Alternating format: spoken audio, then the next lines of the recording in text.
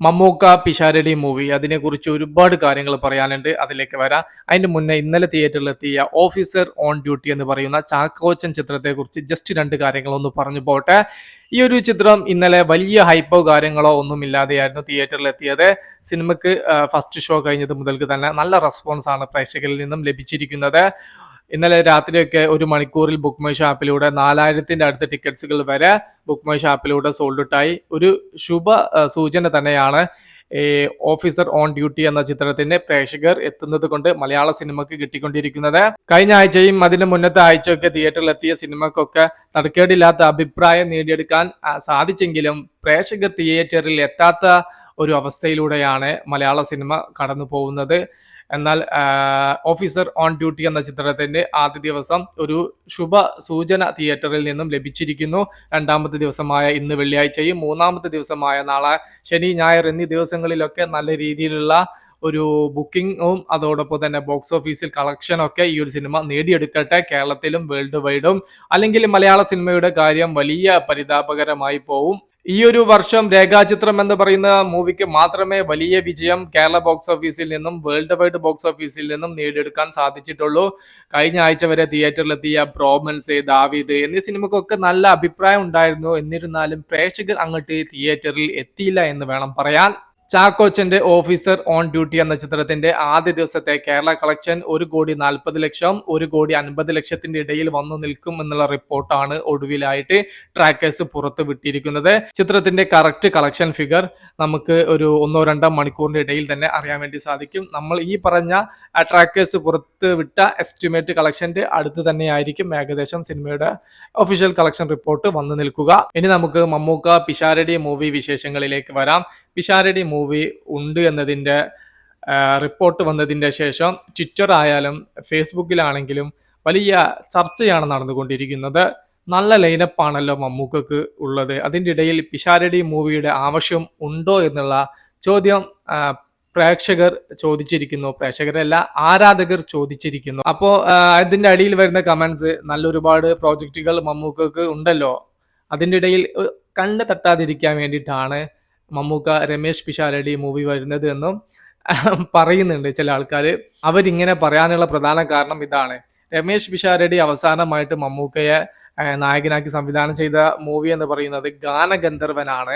ആ ഒരു മൂവി തിയേറ്ററിൽ എത്തിയിട്ട് ഏകദേശം 6 വർഷത്തോളമായി. ആ ഒരു സിനിമ തിയേറ്ററിൽ വന്ന സമയത്ത് 2 അഭിപ്രായമായിരുന്നു. ഞാൻ ആ ഒരു പടം കണ്ട സമയത്ത് എനിക്കൊരു ഓക്കെ ഫീലായിരുന്നു. പക്ഷെ ആ ഒരു ഫീൽ കിട്ടിയ ആ ഒരു സിനിമക്ക് ആ രീതിയിലുള്ള കളക്ഷൻ കിട്ടിയില്ല. ഒന്നും കൂടെ പ്രൊമോഷൻ കാര്യങ്ങളെല്ലാം കൊടുത്തിരുന്നെങ്കിൽ ആ ഒരു സിനിമ തരക്കേടില്ലാതെ അങ്ങ് എത്തുമായിരുന്നു.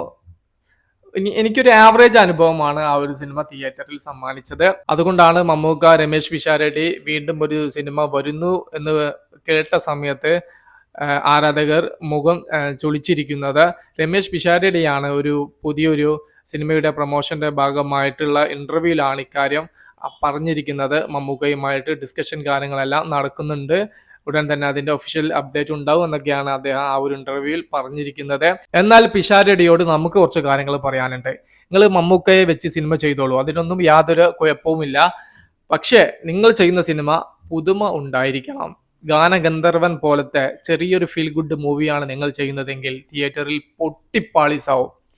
ഇന്ന് മമ്മൂക്ക സിനിമകൾ തിയേറ്ററിൽ വിജയിക്കുന്നുണ്ടെങ്കിൽ അതിനുള്ള പ്രധാന കാരണം ഫസ്റ്റ് ലുക്ക് പോസ്റ്റർ കൊണ്ട് ആ ഒരു മൂവി റിലീസിന്റെ മുന്നേ തന്നെ ചർച്ചാ വിഷയമായിരിക്കണം. അത്തരത്തിലുള്ള ഫസ്റ്റ് ലുക്ക് പോസ്റ്റർ കൊണ്ടുവരണം. അത്തരത്തിലുള്ള പുതിയ മേക്കിംഗ് സ്റ്റൈലിൽ പുതിയ കഥ പറയണം. എങ്കിൽ മാത്രമേ പിഷാരടി എന്ന് പറയുന്ന സംവിധായകനെ ഒരു മമ്മൂക്ക സിനിമ തിയേറ്ററിൽ വിജയിപ്പിച്ചെടുക്കാൻ വേണ്ടി സാധിക്കുകയുള്ളൂ. ഉറപ്പാണ്, ഷുവറാണ്. വേണമെങ്കിൽ ഞാൻ ഈ ഒരു പറയുന്ന കാര്യങ്ങൾ നിങ്ങൾ നോട്ട് ചെയ്ത് വെച്ചോ. പിഷാരടി മമ്മൂക്കയെ വെച്ചൊരു സിനിമ ചെയ്യുകയാണെങ്കിൽ ഈ പറഞ്ഞ കാര്യങ്ങൾ വേണം. പരീക്ഷണ സ്വഭാവമുള്ള മൂവിയാണ് പിഷാരടി മമ്മൂക്കയെ വെച്ച് ചെയ്യുന്നതെങ്കിൽ ഫസ്റ്റ് ലുക്ക് പോസ്റ്റർ കൊണ്ട് മികച്ച ഹൈപ്പ് ഉണ്ടാക്കിയെടുക്കണം. അല്ലെങ്കിൽ പിഷാരടി മമ്മൂക്കയെ വെച്ച് അമൽ നീരദൊക്കെ ചെയ്യുന്ന പോലത്തെ മാസ് സ്റ്റൈലിഷ് ചിത്രം ചെയ്യണം.